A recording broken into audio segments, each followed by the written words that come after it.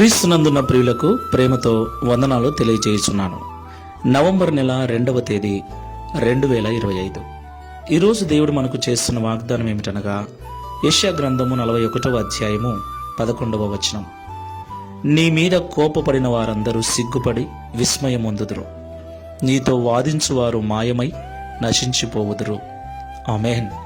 నా ప్రియమైన సహోదరి సహోదరులారా, ఈ లోకంలో యేసుక్రీస్తు ప్రభుల వారి కాలము నుండి నేటి వరకు క్రైస్తవులకు వ్యతిరేకంగా వాదించేవారు, క్రైస్తవుల మీద అనవసరంగా కోపపడేవారు, క్రైస్తవులను నిందించేవారు, క్రైస్తవులను కొట్టి అవసరమైతే చంపే దుర్మార్గపు మనసు కలిగిన వారు చాలామంది ఉన్నారు.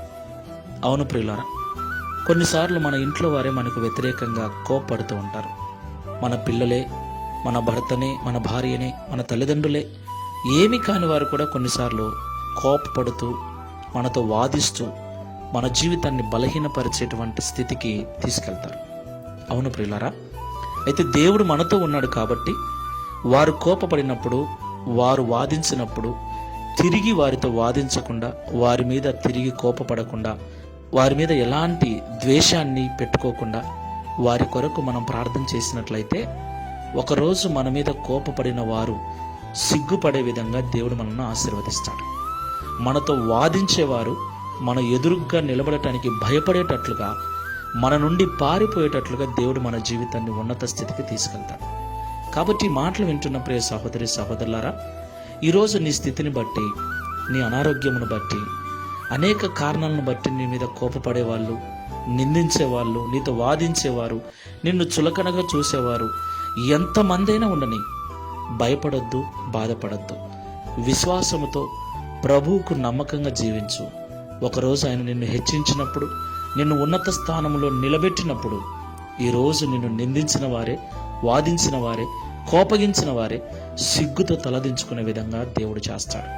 అట్టి విశ్వాసముతో, నమ్మకంతో ప్రార్థనాపూర్వకంగా ముందుకెళ్దాం. ప్రార్థన చేసుకుందాం. సజీవుడా, సర్వశక్తిమంతుడా, మీకు స్తోత్రాలు చెల్లిస్తూ ఉన్నాం. నీ మీద కోపపడిన వారందరూ సిగ్గుపడి విస్మయమొందుదురని, నీతో వాదించువారు మాయమై నశించిపోవుదురని ఈ ఉదయకాల సమయం మాతో మాట్లాడినందుకు స్తోత్రములు. ప్రియ తండ్రి, ఏది ఏమైనను నీ బిడ్డలమైన మాకు ఈ లోకంలో వ్యతిరేకతలు ఎన్నో, వ్యతిరేకంగా వాదించేవారు, చులకనగా చూసేవారు, రకరకాల ఆలోచనలు కలిగి మమ్మల్ని బాధ పెట్టాలని ప్రయత్నించేవారు చాలామంది ఉన్నారు. ఏది ఏమైనా మీరు మాతో ఉన్నారు గనక వారి మీద తిరిగి పగ పెంచుకోక, తిరిగి వారితో వాదించక, తిరిగి వారి మీద కోపంతో మాటలాడక, సాత్వికముతో నీ ఎదుట వారి విషయమై ప్రార్థించినట్లయితే మీరు వారి ఎదుట మమ్మల్ని గొప్ప చేసి వారు సిగ్గుపడే విధంగా చేస్తారని మాతో మాట్లాడినందుకు స్తోత్రములు.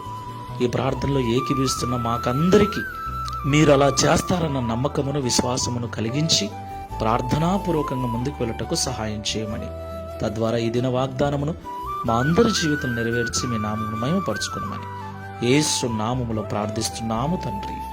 Amen. Praise the Lord. God bless you.